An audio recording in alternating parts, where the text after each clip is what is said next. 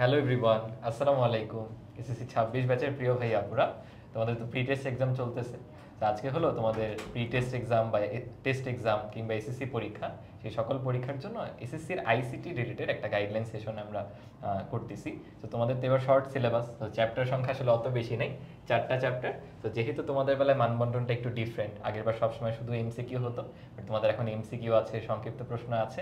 আমরা কিভাবে করলে আসলে এক্সামে ভালো করতে পারি বা কম সময়ে, যেহেতু আমরা বাংলা ইংলিশ আইসিটি এগুলো একটু কম পড়ি, দেখা যায় সায়েন্সের সাবজেক্ট হায়ার ম্যাথ এগুলো বেশি পড়া হয়। তো কম সময়ে কিভাবে ভালো একটা প্রিপারেশন নেওয়া যায় আইসিটিতে, সেটাই আমরা আলোচনা করবো। আমার সাথে অর্পিতা আপু আছে। তো আমি প্রথমে আপুর কাছে চলে যাচ্ছি, ওদের যদি একটু মার্কস ডিস্ট্রিবিউশন নিয়ে একটু গাইডলাইন দিতে। তো আমাদের মার্কস ডিস্ট্রিবিউশনটা অন্যবারের তুলনায় একটু ভিন্ন মানে আগের বার হচ্ছে কি থাকতো, জাস্ট 25টা এমসিকিউ থাকতো, ওটা দাগায় দিয়ে চলে আসা যেত। এবারে 15টা এমসিকিউ আছে, বাকি 10 মার্কস যুক্ত করছে শর্ট কোয়েশ্চেনে। তো তোমাদের কিছু শর্ট কোয়েশ্চেন লিখতে দিবে, ওই বই থেকেই দিবে, বাইরে থেকেই দিবে না, বইয়ের ভিতর থেকেই দিবে, যাই দিবে। 15টা এমসিকিউর সাথে 10টা শর্ট কোয়েশ্চেন থাকবে, এগুলো 10 নম্বরের শর্ট কোয়েশ্চেন থাকবে।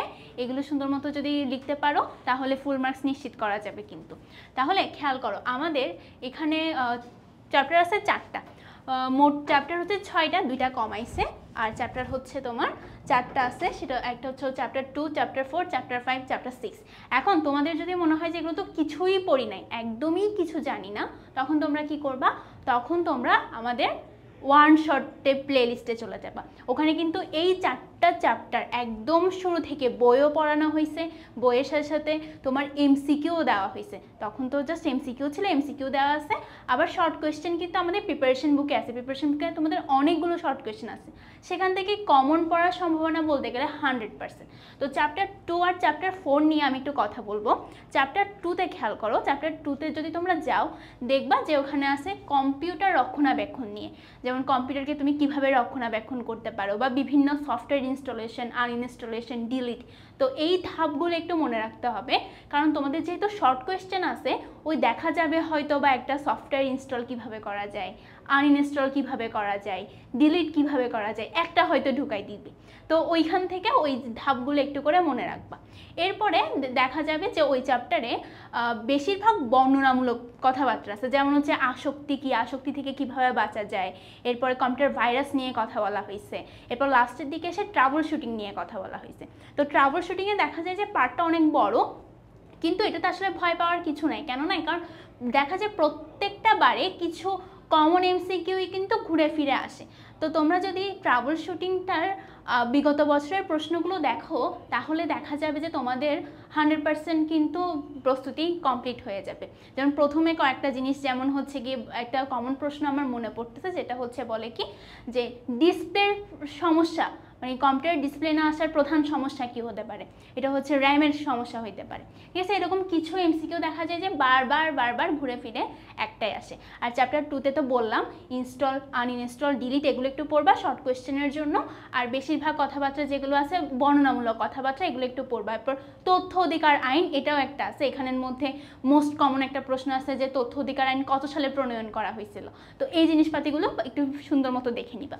এরপর চ্যাপ্টার 4 হচ্ছে আমার লেখালেখি ও হিসাব। তো এখানে স্প্রেডশিটের ব্যবহার খুব সম্ভবত বলা হয়েছে, সেখানে কিছু কমান্ড আছে বা কিছু হচ্ছে কিবোর্ডের শর্টকাটও বলে দেওয়া হয়েছে। তো এগুলো একটু ভালো মতো দেখবা ফর এমসিকিউ। ওকে, তাহলে এই যে এই যে বিভিন্ন কমান্ড, এরপরে চ্যাপ্টার 4 থেকে মূলত কমান্ডই আসতে পারে, কমান্ড আসতে পারে। আর যদি বর্ণনামূলক কথাবার্তা আসে যে এই মেনুর ভিতরে গিয়ে তুমি বা এই কাজটা তুমি করতে চাও, কোনো একটা কাজ তুমি করতে চাও, তাহলে ওই কাজটা তুমি কিভাবে করবা, তখন তোমাকে ধাপগুলো লিখতে হবে যে এই মেনুর ভিতরে গিয়ে আমি অমুক মেনু পাবো, ওইখান থেকে এভাবে লিখবো। তো এই জিনিসগুলো একটু পড়ে নিতে হবে। চিন্তা করার কিছু নেই, তোমাদের বইয়ের বাইরে থেকে কিছু আসবে না, এমনিতেই বইটা একটুখানি পিচ্ছি, সেখানে তো আরও 2টা চ্যাপ্টার কমাই দিছে, কমাই দেওয়ার পরে বইটা আরও পিচ্ছি হয়ে গেছে। তোমাদের কিন্তু প্রিপারেশনের জন্য খুব বেশি টেনশন করতে হবে না। মূলত যদি তোমার খুবই ভালো না লাগে যে তুমি করতে পারতেছো না, বা বইটা একটু বড় মনে হচ্ছে বা চ্যাপ্টারগুলো বড় মনে হচ্ছে, লাস্ট মুহূর্তে গিয়ে এগুলো মনেই হতে পারে, সুন্দর মতো চলে যাবা কোথায়? ওয়ান শটে। ঠিক আছে, ওয়ান শটে কিন্তু আমরা সবগুলো একদম শুরু থেকে শেষ পর্যন্ত কভার করে দিছি।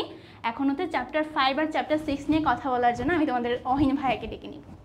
থ্যাংক ইউ আপু। আচ্ছা, চ্যাপ্টার 5 হচ্ছে আমাদের মাল্টিমিডিয়া, তাই না? মাল্টিমিডিয়াতে হচ্ছে আগে 3টা সফটওয়্যার ছিল, অ্যাডোবি ইলাস্ট্রেটর, অ্যাডোবি ফটোশপ আর হচ্ছে পাওয়ার পয়েন্ট। কিন্তু তোমাদের ওই যে সিলেবাস শর্ট করতে গিয়ে অনেক কিছু শর্ট করে ফেলছে। এই চ্যাপ্টারে শুধুমাত্র পাওয়ার পয়েন্ট পার্টটা তোমাদের আছে, আর শুরুর দিকে মাল্টিমিডিয়া নিয়ে একটু বর্ণনামূলক পড়া আছে। আপু কিন্তু অলরেডি বলে গেল যে আমাদের বইয়ের বাইরে কিছু আসবে না। তো তুমি যদি একটু বইটা আয়ত্ত করতে পারো, স্পেশালি বর্ণনামূলক যে পার্টগুলো, আগে হয়তো এমসিকিউ আসতো, তুমি জাস্ট সালগুলো বা ইম্পর্টেন্ট লাইন পড়লে হয়ে যেত, বাট এখন যেহেতু সংক্ষিপ্ত প্রশ্ন আসছে, একটু তুমি বইটা রিডিং পড়তে পারো। আর পাওয়ার পয়েন্টের যে পার্টটা, এটা আপু একটু আগে মেনশন করে দিল, চ্যাপ্টার 4-এও এই বিষয়টা আছে, যে কমান্ডগুলো, স্পেশালি কিবোর্ডের যে কমান্ডগুলো, এগুলো ভালো মতো জানতে হবে।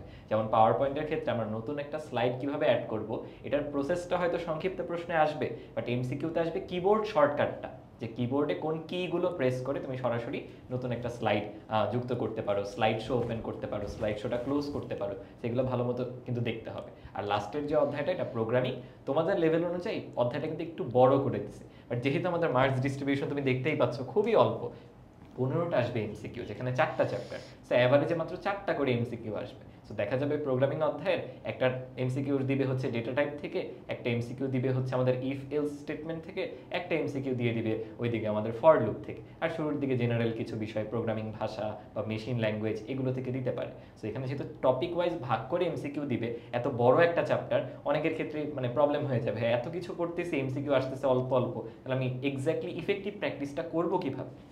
সেই জন্যই কিন্তু দেখো আমাদের ফিউচার স্কুলে তোমাদের এই 4টা অধ্যায় পুরো যে ওয়ান শট ক্লাসগুলো, সেই প্লেলিস্টটা কিন্তু সরাসরি দেওয়া আছে। তুমি প্রথমে বই থেকে না পড়তে গিয়ে আগে একটু ওয়ান শট ক্লাসগুলো করো, ক্লাস স্লাইডও দেওয়া আছে, ক্লাস স্লাইডটা নাও, সেখানে যে এমসিকিউগুলো আছে আগে ইনশিওর করো সেটা তুমি পারতেছো কিনা, না দেখে ক্লাস তো করলা, এরপর নিজে না দেখে একটু করার চেষ্টা করো, পারতেছো কিনা একটু দেখো। এছাড়াও ভাইয়া হলো চ্যাপ্টার 6-এর জন্য তোমাদের দাগানো বইয়ের ব্যবস্থা করে দিয়েছি। তুমি যদি আমাদের ওয়ান শট ক্লাসের ডেসক্রিপশনে যাও, দেখবা এই যে বইয়ের যে পিডিএফ সেটা আছে, এবং ইম্পর্টেন্ট লাইনগুলো যেগুলো আসতে পারে ভাইয়া কিন্তু দাগিয়ে দিছি। তো দেখো বই আমাদের মেইন ইম্পর্টেন্ট পার্ট, বই ইগনোর করা যাবে না, সেটা যত ইজিলি করা যায় আর কি। তো আমি মনে করি না যে আইসিটি নিয়ে তোমাদের খুব একটা ঝামেলা হবে। আমরা প্রত্যেকটা অধ্যায় নিয়ে তোমাদেরকে বললাম, তো এই 4টা অধ্যায় শেষ মুহূর্তে একটু যদি এফোর্ট দাও, খেয়াল করো, তুমি যদি একদম এসএসসির আগে পড়তে চাও হয়তো একটু টাফ হয়ে যাবে বিষয়টা, বাট তোমার এখন প্রি টেস্ট আছে, টেস্ট আছে, সো ধাপে ধাপে একটু একটু করে পড়ো। প্রি টেস্টের আগে একটু সময় দাও, টেস্টের আগে আবার একটু সময় দিবা, তোমরা বিভিন্ন মডেল টেস্ট দিবা, সেখানে একটু সময় দাও। আলটিমেটলি আইসিটি ছোট্ট একটা সাবজেক্ট, মাত্র 25 নাম্বার, সো খুব একটা ইস্যু হওয়ার কথা না। আমি আপুকে বলতেছি যে লাস্টলি ওদেরকে যদি একটু গাইডলাইন দিয়ে দিতেন, আমরা সেশনটা এন্ড করতাম। আচ্ছা, তো আমাদের লাস্টে যেটা আমি বলতে চাচ্ছিলাম সেটা হচ্ছে, তোমরা তো জানোই এফআরবি শুরু হচ্ছে, তো ওইখানে কিন্তু আমাদের আইসিটি কিন্তু আমরা বাদ দিচ্ছি না। তোমরা যদি রেকর্ড ক্লাস করতে খুব বেশি কষ্ট হয়, যে রেকর্ড ক্লাস করতেও ভালো লাগতেছে না, তাহলে আমাদের কিন্তু আইসিটিতে এফআরবিতেও পড়ানো হবে। তো আইসিটির পড়ার জন্য আর বা অন্যান্য সব সাবজেক্ট তুমি হচ্ছে লাইভ ক্লাসের মাধ্যমে শেষ করতে পারো, তাহলে এখনই যুক্ত হয়ে যাও আমাদের সাথে এফআরবিতে। এফআরবিতে আমরা একদম শুরু থেকে শেষ পর্যন্ত সবগুলো 100% কভার করে দিব, এবং ক্লাসগুলো কিন্তু লাইভে হবে। তো লাইভে যাদের রেকর্ড করতে ভালো লাগে না, লাইভে করতে চাও, তারা হচ্ছে এফআরবিতে যুক্ত হয়ে যেতে পারো। এটাই মোটামুটি বলার ছিল। আর টেনশন না নিয়ে, প্যারা না খেয়ে প্রত্যেক দিন পড়াশোনা চালাই যাও। ফাইনাল পরীক্ষা আসতে এখনও বলতে গেলে অনেক টাইম আছে, তো এই টাইমের মধ্যে যদি ইফেক্টিভলি পড়াশোনা করো, খুব ইজিলি কিন্তু তোমরা এ প্লাস নিশ্চিত করতে পারবা। তাহলে তোমাদের সবার জন্য অনেক অনেক শুভকামনা। আমরা আজকের সেশনটা এখানেই শেষ করতেছি। Bye bye.